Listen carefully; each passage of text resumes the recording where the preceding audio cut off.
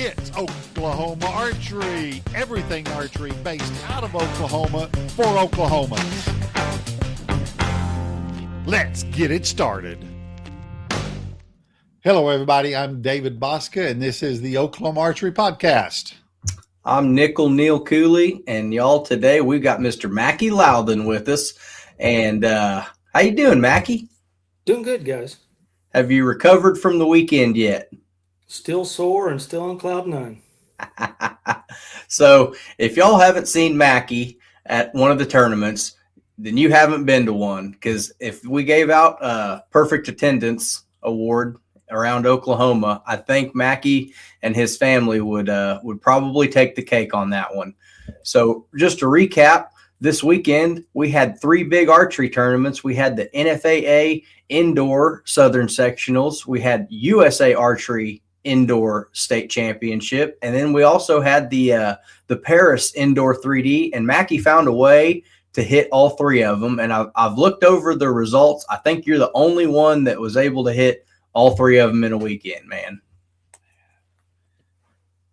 It was fun, guys. We first got the schedule and it's like, how can we catch all 3 of them? So we kind of put a plan together and it all worked out. Who all with the family went and shot with you? My wife, Mary, shot, and Mason and Mackenzie, the 2 kids. As long as they shoot, Dad gets to go and have fun. So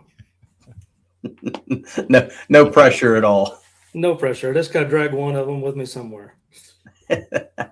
Well, so we're at that point in the year where it's half indoor and 3D's getting ready to kick off, and looks like we're getting ready to have us a nice Oklahoma winter blizzard roll in. So did you shoot the same bow for all these events? I did shoot the same bow with the same setup, just changed out the sights. Shooting 25 diameter arrows? We shot 27s for the NFA, then we shot 25s for the shoot at Paris, and then 23s for the US Archery. Oh, wow. Okay. So a couple clicks here and there? Yes. The whole time during the USA Archery, I was sighting in. That is the best part. It's like we only get two USA Archery really shoots a year. You got indoor state, and then you got the Frozen Okie. So it's like, do you keep 23s handy and just keep them in the case till you need them, or do you build a whole bow for it? And most people will just bump the rest, bump the sight, and roll with it. It's not a huge necessity. Out of this Title 38, the 23s and 25s play pretty similar. The 27s is the challenge. See, on mine for that USA, I shot it on my 27 bow and just changed sights and had one completely sighted in different, and dude, shot amazing. I shot a great score. So bear shafting, totally different. Yeah. But it landed. So I just left it as is. Why don't you go through and go ahead and tell everyone your setup? Well, I'm shooting a Title 38 this year. Switched over from the Matthews lift, and running Big Daddy bowstrings and Excel landslider for my sight, and got a clear sight 6-power lens in there with the Hamsky rest and peep, and running bowfinger bars with the Hamsky interchangeable weights. So pretty good to do a little tinkering and tuning on the fly with those Hamsky weights. It is. It's quick interchange compared to what I was doing last year. Taking the weight off, putting it in the lathe, taking a few ounces off here and there. Oh, yeah. I remember you had that big block last year. There's that big custom job. Custom job, yeah. How many ounces? An idea to make some money. How many ounces were in that thing? On your 3D, what arrows did you shoot? I shot the Ultra arrows, and the 25s and 23s was 125 grains, and then Neil talked me into trying some 275 grain points on the 27s, and they finally started flying right. It slowed them down, though. Yeah. It's all about the follow through, man. You can't just muscle up and punch it and drop your arm, because it's going to drag it down with you. Yes. And then this weekend, that was the problem. I mean, there was times I'd come off the back wall and be flinching and catch myself, and should have let down a couple times, but hey, that's still part of the mental process I'm working on. Yeah. Go through a little bit of your shot process, because I know the last year or so it's really evolved as you've kind of gotten more and more into target archery. Your setup changes a little bit, but what we like to focus on is what's going on between your ears. Well, I'm really worried about my feet and squaring up to the target and staring where I want to hit, and then trying to draw back nice and smooth and make a clean release. During the USA Archery round on Sunday, I flinched once and released an early arrow and ended up with a 7, and had to come back and hit 2 10s for the tie and just hope I had enough for the win. And it was an interesting. Shooting baby 10s is a tricky kind of thing, because I think on the Vegas face it always forces you to over aim, and then you take that 10 ring away and you're just shooting for the X. It's like, man, you really got to just trust your process and kind of stare at the middle and hope it's there. But knowing that you're not getting any points on the 10 ring, it's just all a big vast wasteland of 9s in there. It's like, man, you really got to not let that get into your head and just squeeze like it's in the middle, and when it breaks, it will be. And that was a process for this year. I just told myself, if I can stay in the 9s and 10s, we'll be okay. So that's been a step in the process of growing and getting a little better. And see, with the USA target, to me, I kind of fancy it as much as I do a Vegas face, simply because, okay, you can shoot. Okay, if you're not in that baby, yeah. But then you go, oh, it doesn't matter really how far out I am, because it's still going to be all 9. If it's a big 9 or little 9, it still counts as a 9. So it's like, even when you miss, you're like, okay, yeah, no biggie. That's a good way of looking at it. I never thought of it that way. That's a glass half full mentality. Yeah, stay positive. Stay positive and test negative, baby.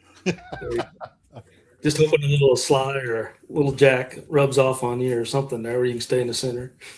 Yeah.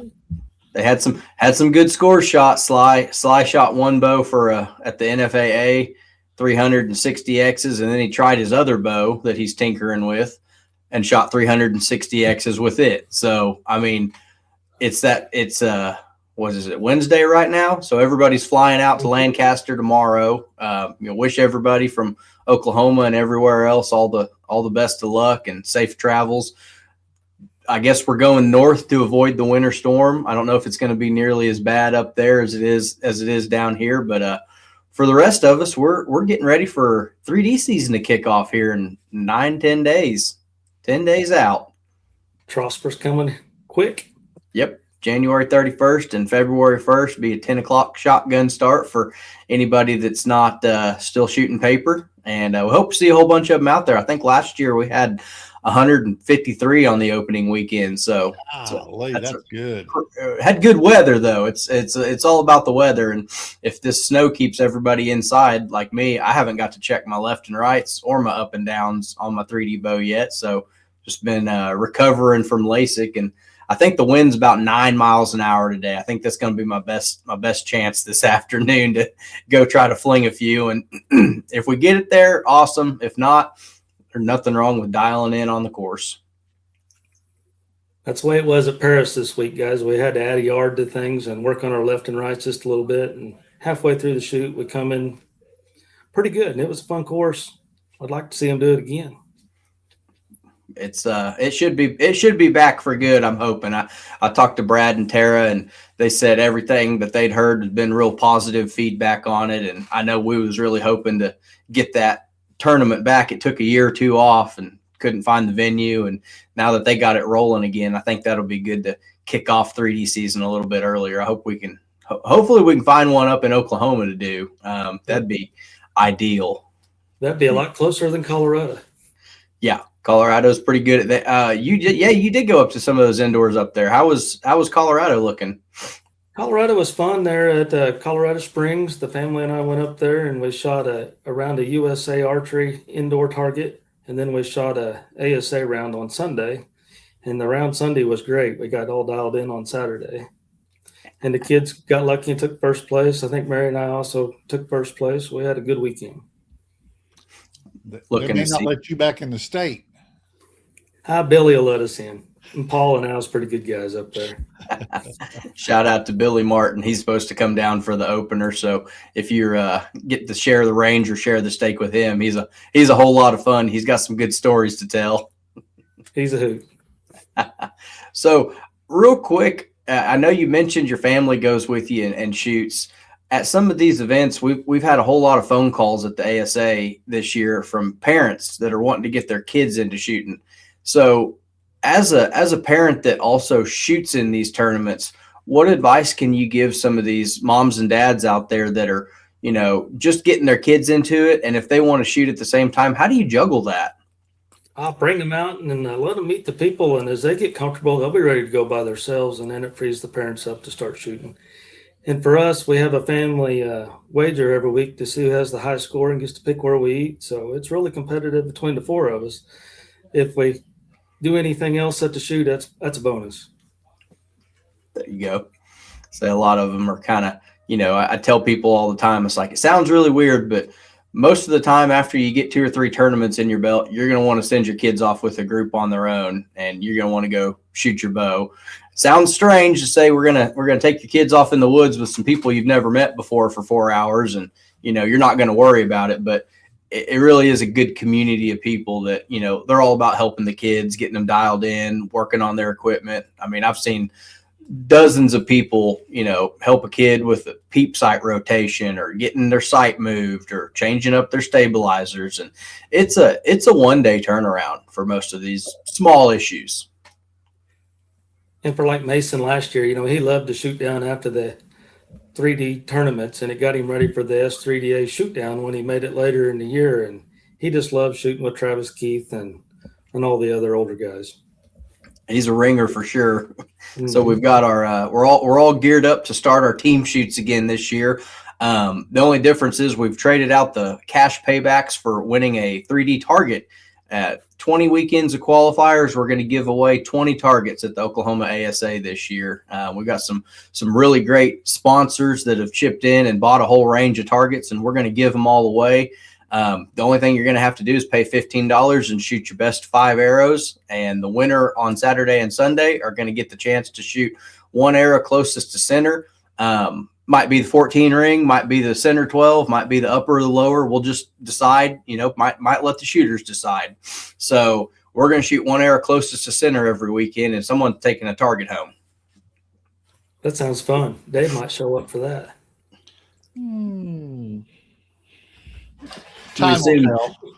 We assume he's going to survive Lancaster, first of all. Yeah, we're just assuming that. After he goes up there and wins, he's going to be on book tours and autograph signings and news articles. They're going to have him set up for his parade when they name a street in Wellston after him.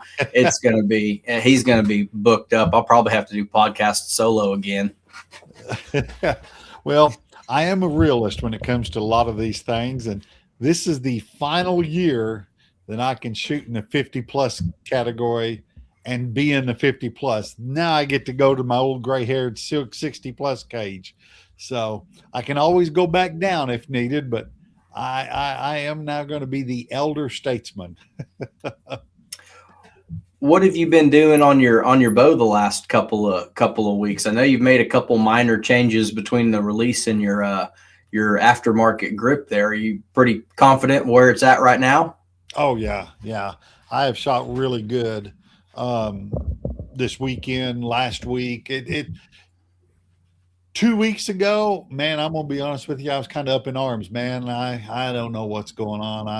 I just felt like nothing was gelling, and then about 10 days ago, it started all off just great. I went back to what used to work. I did my old clear lens, and my God, it just stepped right back into place.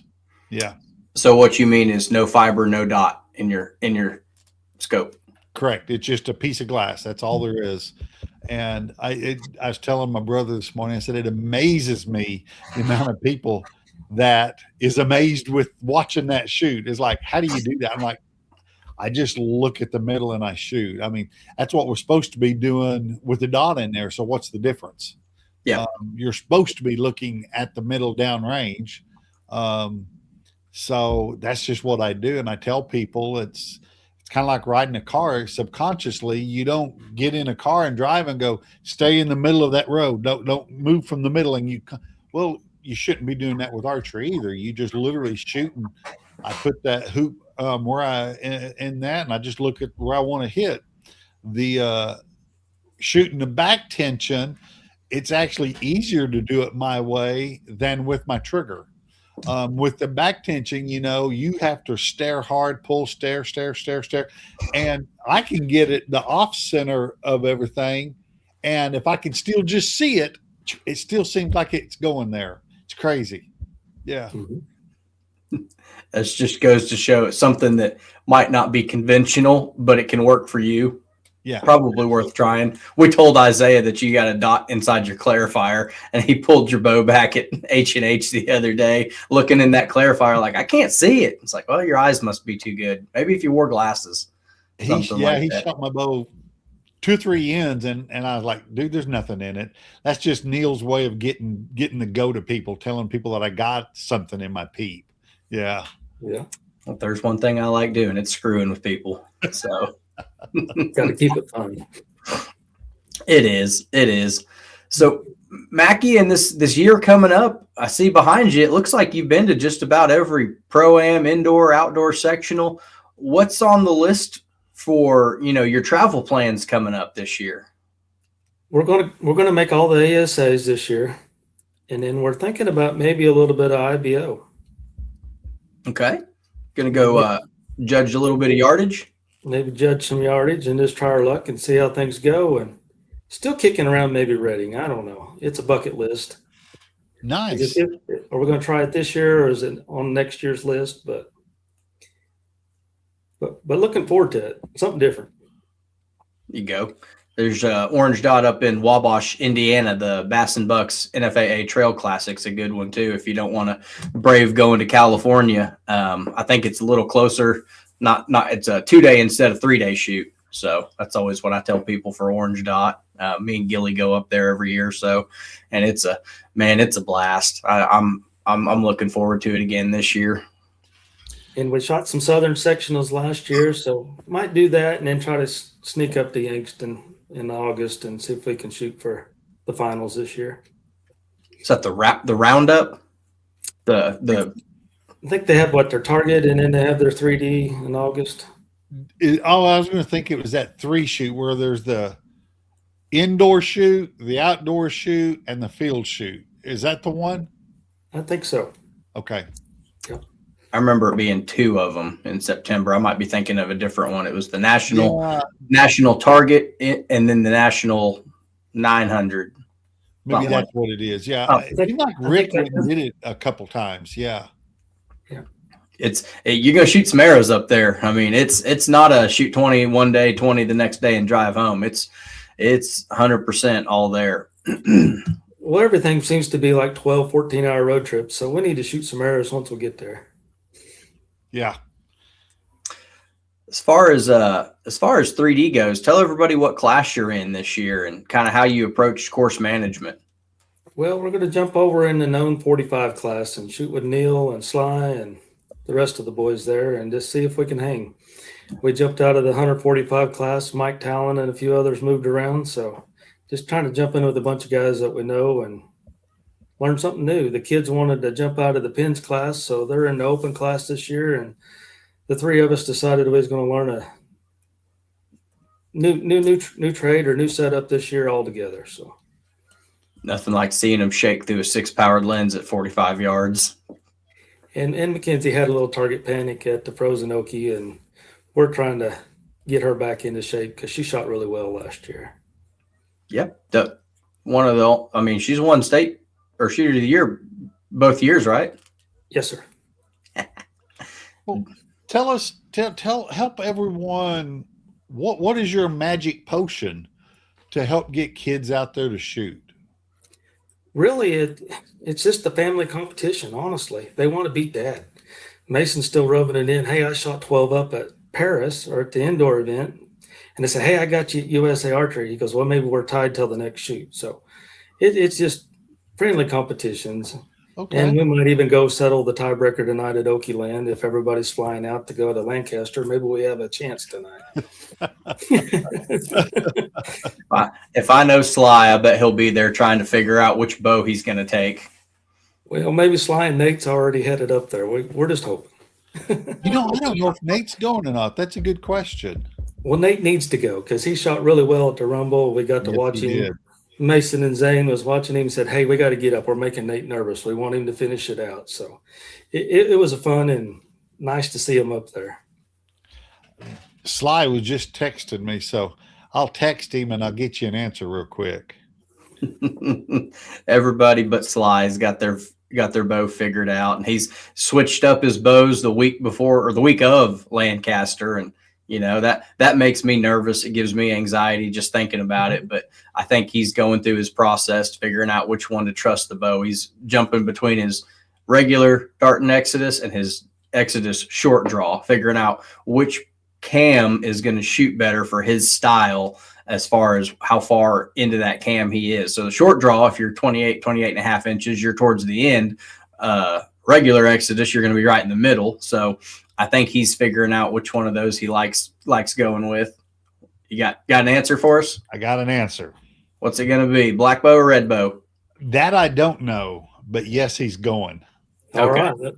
Hey, everybody, we got to shoot 300s or 299s tonight to stand. And I'm not going to tell you the reason why he's going. He's counting his eggs before they hatch, Sly. I know you're going to listen to this. He said, I got to get some traveling money. Yeah, he'll definitely take your money. He will. Be ready for him. River money. I keep telling him it's time to put that indoor bow down and time for you to shoot some 3D. He needs to just keep shooting it all year round. If he's shooting that 37 is good, but I know he's got the new Tritech ordered just to see if it's something that he's going to agree with or not. So you never know. Yeah. People make those decisions all the time. I've still got my 37 rigged up from last year until I get my 35 dialed in. It's like, well, I know that one will shoot, and I like the way it's holding, and I like everything it did last year. No need to pull it apart just to shoot the newest model every year. I feel like that's kind of the downfall of a lot of target archers, just because it's the new bow and you feel like you got to, try it with all the bells and whistles. It's like, well, maybe last year's model agrees with you better. I've been told that by a few people. See, yeah, and I'm the world's worst. I'm absolutely the world's worst. I want to try something that comes out new. I am fascinated with what Carbon Express is trying to do with their arrows. I'm going to quiz the heck out of them up there this weekend. I want some specifics on data, and so I want to find out a lot of what they got going. So, hey, what about y'all? Is there anything you need me to ask or check or talk to up there while I'm there? I want to pick their brain on what a tri-spine is, because I can help you a little bit with that. I mean, you figure on when they bore out that carbon, you're going to have a top side and a bottom side, or a stiff side. Get the word spine, what we expect spine, out of your mind. What tri-spine means is if you take the arrow and divide it into thirds this way, not parallel. Mm-hmm. The middle will be the stiffest. Mm-hmm. The back end will be the second stiffest, and then the front will be the less stiffest. Maybe the front and back I've got it backwards, but the three spines is going to be going this way, not this way with it. And then they have found the perfect way to what they call weld the carbon together. It integrates as it slowly, as it goes to the next one, all the weaves go together, and then it goes to the next one. It starts changing again. Yeah. So interesting. And they've had this tri-spine for several years in their hunting. They're going to continue with their tank series. What was that first series they came out with? It was a Carbon Force, and I forget. And that's what they had at first. And I will admit, if you take all the Robin Hoods I've had up on my wall, most of them have been done with Carbon Force or Carbon Express arrows. Then we realized that was expensive and we quit doing that. But, so it's kind of like the theory of a tapered shaft, except it's not changing the diameter, it's changing the spine as it goes down. Yeah. So I've got a lot of questions because of the length of my arrow. But they had their original arrows, and they were brittle on the sidewalls. So that's when they came out with their tank series, the 23 5s and 27s.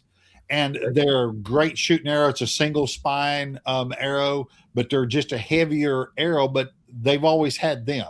Now they're coming out with their larger diameters in the tri-spine, but they're going to keep everything identical in the tri-spine, and then they're going to also come back out with their Nano Pro RZ and Nano Pros that rock and world the in our outdoor target world. So, but I want some information on, okay, if I got a 30-inch arrow, do you cut it off both ends like the Parallel Pros, or do you take it off of one end only? Listening to one of the podcasts with the boss man of Carbon Express, he's saying only take it off the front to take it down to 28, 29. But what about the rest of us? Is it still equal? So yeah, I've got to take this call real quick. Sounds like someone's pretty sick. I'll be right back. Well, Dave's attending to family matters and running a business. So now we get to talk 3D archery. Never a dull moment over here. So Mackey, as far as competing at a national level versus a local level, I mean, here locally, you can go into the 45 class and, 14 or 16 up might win it. Jumping up to a pro-am, you got to shoot 22, 24 up both days. Does that change your shot process for what you're doing locally, or going into a class with a bunch of, I'd say, stiff competition? Is it, do you go swing at every single one of them at home, or just to practice for the pro-ams, or is it play it a little safer on the local stuff? For the guys we got in Oklahoma, I think you got to go for them every state. I think if we miss a few, or we hit an 8 or a nickel nil, I mean, we got to have some 12s to come back. It seems like it is that way. Like, we're going to have Jack Shaw in there. Garrett Penley, he put up a couple great numbers at the 3 fall events we had. So yeah, there's going to be some killers in 45. I know we've moved a few of them out to K50 this year. So, we've had a lot of people get moved up. That was a thing from nationals that they wanted us to start doing. It's like, if you win shooter of the year, you win state, and there's a class above, you probably ought to get moved up. So we've seen some migration. A lot of guys going to judging open distance classes. Some people going from Hunter 45 to known 45. So it's going to be a whole new look out there. I'm excited for it. I can't wait, to be honest. And as far as the national level goes, I just relax at the national level. We got so much competition here at home that we just let them fly over there. I want to know, do y'all have a known 20 class for me? Senior Legends at 75 starts at known 30. That's getting closer. Okay. In age or in distance, you mean? Just checking. Just checking. I may have to throw some veins on a skinnier arrow than my 27s and go give it a try. It's going to be good. We've got 31 qualifiers and 1 state championship. So you can pick your weekend. I don't know what your cooking schedule looks like this summer, but we got a full book over here. I don't have a whole lot. I was looking at that yesterday. They've gotten scarce around these areas, but as far as competitions for that, but it's crazy. I'm really getting, I think, more into the target side of it outdoors. So I may have to set up a rig for that and then take that rig to the 3Ds. Yeah. Is it something you're going to try to put a fiber optic pin back in, or are you going to just do circle? I don't know. I seriously, I'm just going to have to step out back and see what happens, because I don't know. A couple years ago down in McAllister, I shot the outdoor state with circle to circle. And I mean, it did fine. I won, but I don't think there was but 2 or 3 in my class. Okay. I don't think there was competition like what you guys have in the 3D. So I think it would be a different world. That center is still a center, but I think looking into something dark, something shaded, something with leaves halfway, shadow of half of the leaves on the target, I think it would be completely different. But it's just something I'd have to try. I don't know. Yeah. Mm-hmm. We'll get it figured out. It's got a long year ahead. I try to tell people, it's like, look, if you're ready, if your bow's dialed in, come on out and have fun. If not, we'll bring the bow press out there. We've got anything you need mobile. If you need to put a twist in your yokes, or need your peep sight to line up, tie a D loop on, we can do all that for you there. There's 100 people there that all work on bows all week long. There's a whole world full of people like Dan Gaston, who are more than happy to tell you what might make your setup perform a little bit better, what's going to fix your ailments. Dan might look at my setup and go, "You're nuts." My favorite was running the Hamsky down cord with the rip cord dampener. When we first got it, he set it up and then he didn't like it for a few times and took his off. And then so I took mine off and we re-rigged it up, and I think he talked to a pro and saw one of them shoot pretty good with it, and he was putting his back on. I was like, no, we're dialed in with mine. I believed you the first time it was fixed. So it comes a certain point where you got to say good enough is good enough and stop tinkering with it. But then there's people all year long that they're, making changes, changing scopes, changing bars, changing bows, and you got 31 of them. All you got to do is be ready for state. You got to be ready for the pro-ams, that kind of thing. So use these, local ones, and don't show up and shoot a fun round. Shoot a round for score, because it puts that pressure on you. Like a fun round, there's no expectations. You're telling yourself that you're not competing with anybody. I'm just going to see what the bow does. But I just disagree with that so much, because I think you need to feel the nerves. I think you need to feel the pressure and feel like every arrow matters, because you're shooting for score against other people. And I think that's a crucial part of it, because Rick Gilly will talk about aiming a bow that shoots good, and then does it aim and shoot good under pressure, and they're totally different things. When the nerves and the adrenaline and everything's kind of starting to make you shake and tense up and second guess your shot. So I don't want to say no fun rounds this year, but you're shorting yourself of the experience, I think, if you're shooting a non-competition round. Just my 2 cents. Mackey, I don't think we heard. What release do you shoot?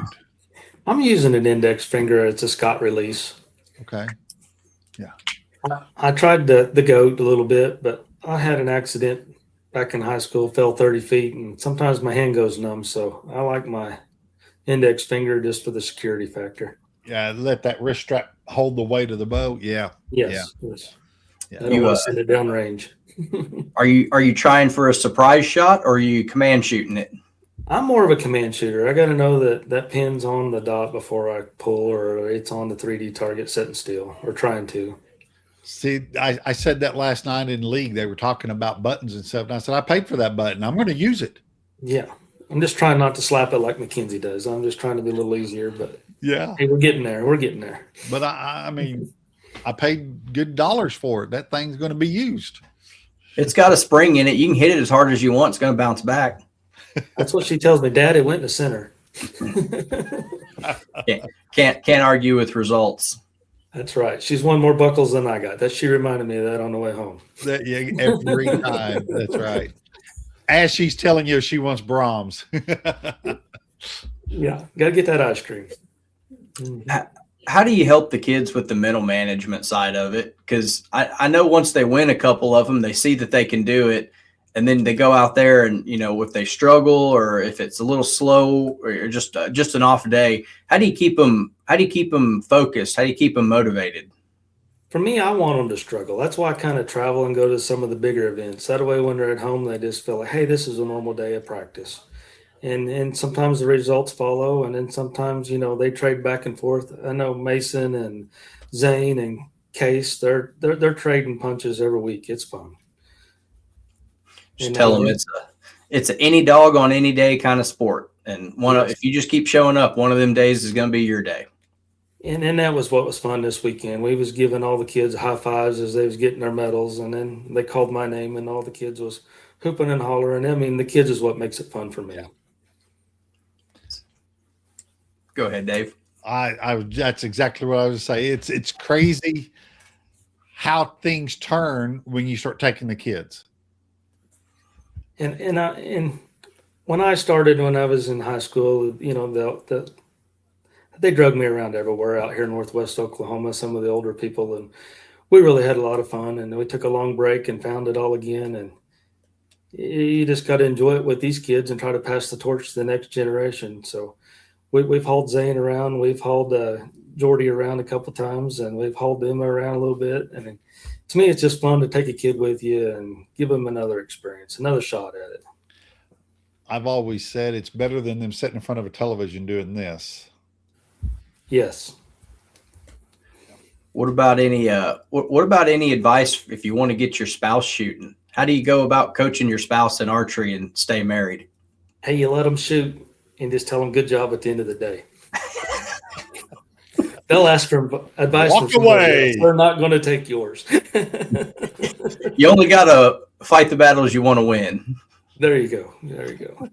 We all have fun, and I mean, it's great.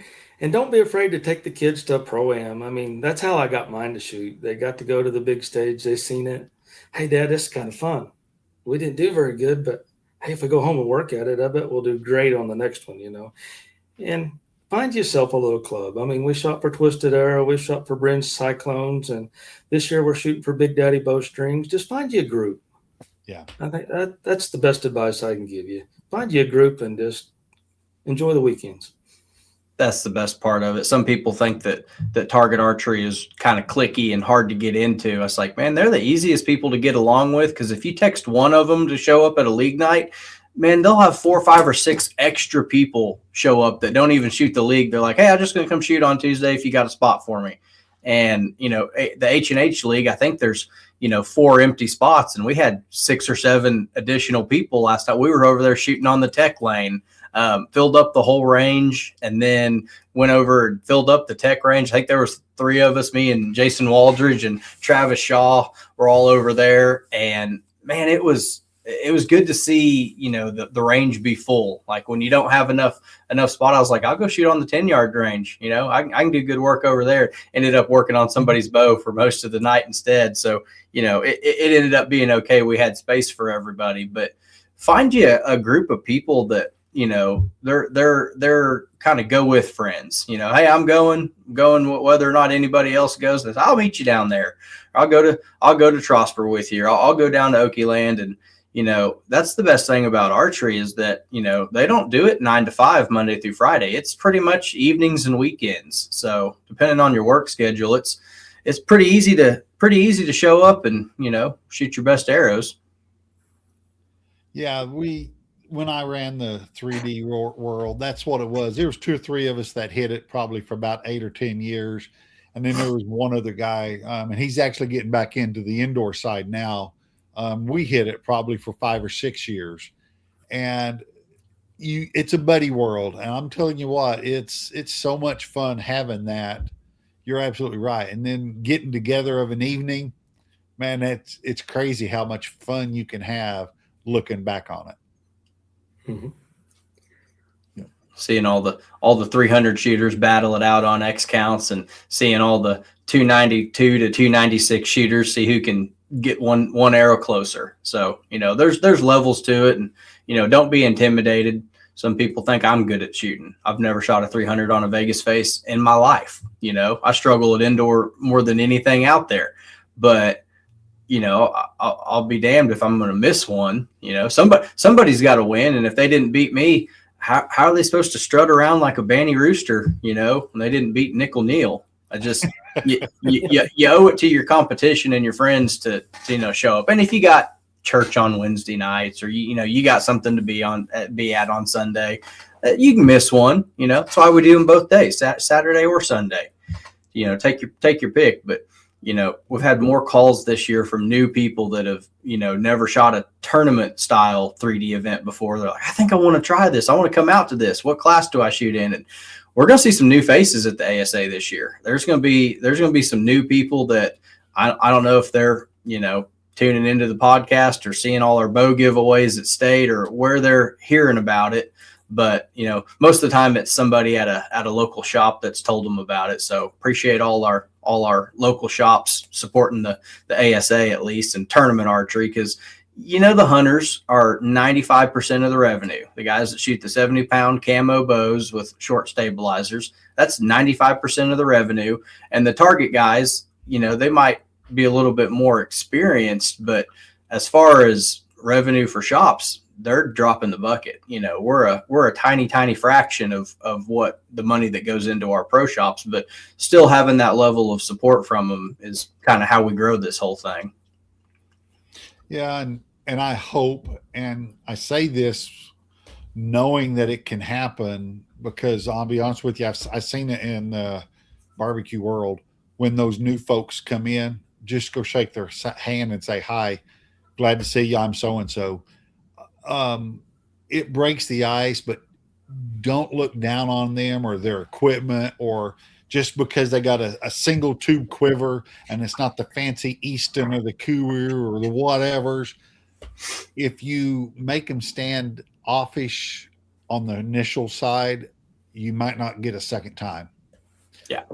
So it is our responsibility of being the senior shooters to make them feel welcome if we want to keep this going. Yeah. And that's a fact. And remind the kids too. 6 events and then you get to shoot the state championship. You don't have to make it every weekend, but once you take them, they're going to be hooked. They're going to be asking, hey, can we go this weekend? Can we go? Yeah. And it's because they've made those friends out there saying hi. They were quiet, just like the newcomers coming in. And then once they got out in their little groups, they realized, dude, yeah. Did any of them come home and for you and go, hey, I want to do this. This so-and-so in my group had this on their bow. I want to try it too. Did you catch any of that at the first? Yes, we caught that. And I was like, guys, sometimes it's great to copy it or ask why they're doing it, but don't be afraid to set your own style.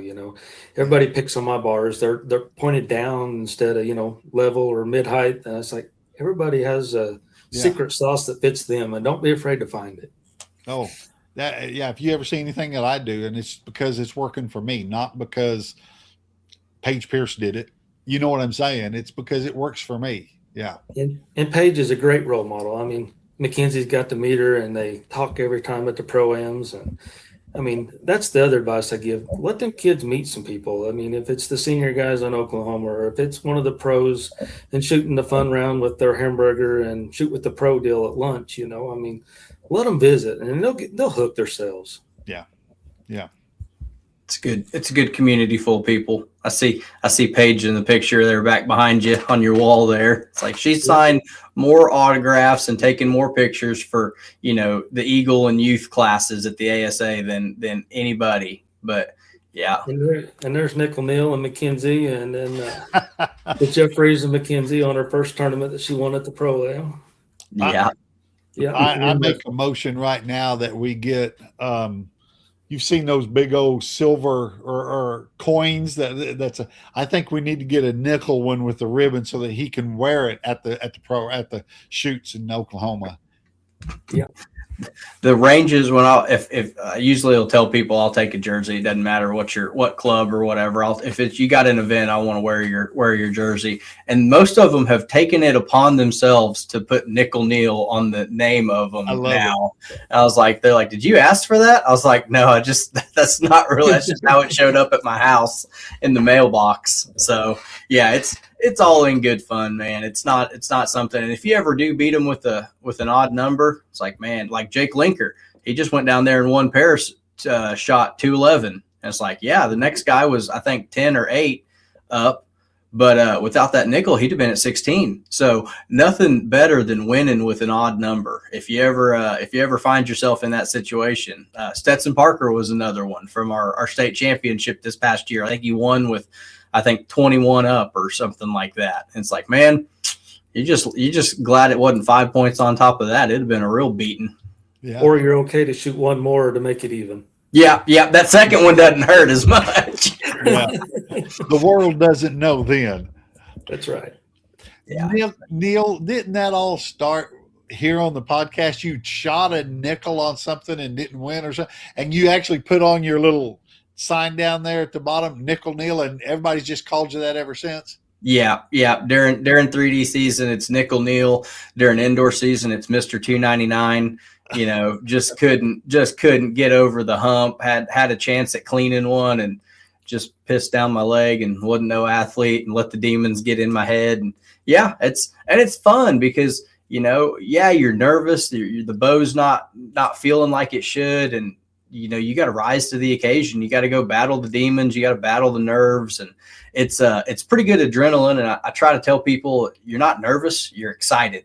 And there's a difference in that. Nervous is, you know, life or death situation, or I'm getting ready to get fired from my job, or, you know, doctor's going to tell me I'm terminally ill or something. This is just whether or not you make the shot or not. You know, it's nothing life or death. And, you know, people get so caught up in the emotions of it and, oh, I want to win. It's like, I don't care if I win. I just want the shot to be good. If the shot breaks good and somebody beats me and I did my best and I had, you know, 20 good arrows on the 3D course and I executed good, I'm okay with that. You know, you got to be okay with pick your spot. You know, you can aim right at them. You can aim at the top of them. If it's 45 yards, you can lay up on it if you want. You know, you don't have to gun at every single one of them. But you got to be okay with just saying I did my best. Making your decision. You made your bed, now lay in it, kind of thing. Yeah. Best I could be for that weekend.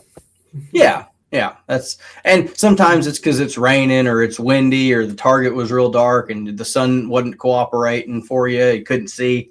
But yeah, it's a lot of, you know, pick your shot and lay. Indoors a grind just because it's the same distance. You can see it perfect every time. Like it's hard that way, especially now that I got LASIK. Everything's super clear, and it's like, oh man, this is tricky. This is it's just right there. It's within your grasp. All you got to do is pull it back, execute that shot, and man, it's hard. You can do it 6 times perfect in the practice ends, and then they say first in for score, and the wheels just fall off. So you're saying now with your LASIK, you'll realize your nickel has been a shiny, so we can call you Shiny Nickel Neil? Basically, yeah. I don't have any excuses anymore. Before it was a built-in excuse to say I couldn't see it. Well, I wore contacts and could see pretty well with those, but it's the whole new ball game, man. Sounds like we need to find a 12-ring sponsor for you this year, Neil. There you go. I like that. Something like that. Yeah, we do have one spot open on the team shoot. We've got 4 out of 5 of those filled for our 5 targets on the team shoot. So if anybody else wants to buy in for $1,000, you get your logo up there next to them on the shoot off for sure. If not, it's going to be sponsored by the Oklahoma Archery Podcast. I think they all already know about it, but the other 4 of them that we've got Cooper Heat and Air, we've got Ortco Inc., our title sponsor from last year, we've got Summit Bowstrings, and we've got BEC Electrical. Have to get Dave their logo in there. So that's Matt Backus's company, BEC Electrical, I believe it's called. So we're going to tag them on all the posts there. You know, we're going to try to do live on Saturday and Sunday for some of the shoot down. If I can find somebody to run the camera, we're going to have some photographers and videographers. I know Sly said he's going to show up and shoot pictures. He don't know if he's going to shoot foam or not, but he's going to shoot pictures for us. And we've got a new, if you go to asaoklahoma.com, we've got a new media tab, thanks to Chris Love, our website guru, where we can drag and drop all those photos on there, and you can see them from each individual event. All the state podium photos that Dylan Foster took for us last year up on there now as a test run. But yeah, we're gonna have all the photos and videos and live streams, and we're gonna do pretty much like on the range with Oklahoma ASA, where we kind of follow a group around all day and talk about different target strategies and stuff. We'll do the Master Seniors one week, we'll do the Junior Eagles the next week, and you know, we're gonna cover all these classes so you guys get to know some of the names and faces out there. So when you show up, you can be like, hey, that's Mackey. I saw him on the range. You know, he was shooting with that group of goofy guys in K45. It'll be me and you and Jack Shaw and Jake Linker and Lord knows who else out there. But we're going to be having fun on the white stick. I'll tell you that much. So you're saying the link that's on there is a link that anybody can go in and just drag and drop a picture to? No, you can send them. You can send them to me. You can reach out to me if you take pictures, and I'll send you a link. It's on a Google Drives, and you can add stuff there that it'll be populated. I would say that's really cool. Catch everybody. Yeah, you maybe someone there with a cell phone catch a unique moment and want to put it up there. Yeah. So I can go from once we do the live streams, I can download them and then just drag them over, and we'll put the videos up there so they can see the Saturday team shoot, or they can see the Sunday team shoot, and figure out who's winning all these targets and taking them home. So the thing about it, last year our team shoot, you want the best two shooters to pair up so they can win because there's money on the line. The difference this year is you're going to have to shoot against your partner at the end of this. Ooh. So choose very carefully. Everybody, you want to be partnered up with Dustin Leader or Quinn Rogers or Dave Bosca or somebody. They might be taking that target home, and you're getting, instead of winning a target, you're going to get 10 raffle tickets and a free mulligan voucher for next week. So, it's a little, the game's changed, guys. It's going to be a little bit different this year. Sounds fun. I'm hoping that a bunch of people are going to want to pick with kids because everybody else is going to be shooting from 50 yards or max, whatever their distance is. Kids are going to be shooting from max 20, 25 yards, whatever their class max. I think some of them are in 30-yard maxes, but it's going to be 25-yard max class. I don't know about that now. The Eagle class, Dave. Yeah, Eagle. Hey. They say once you get older, you'll be wearing diapers again. So I'm headed that direction. I think you got a few years, bud. I don't think you.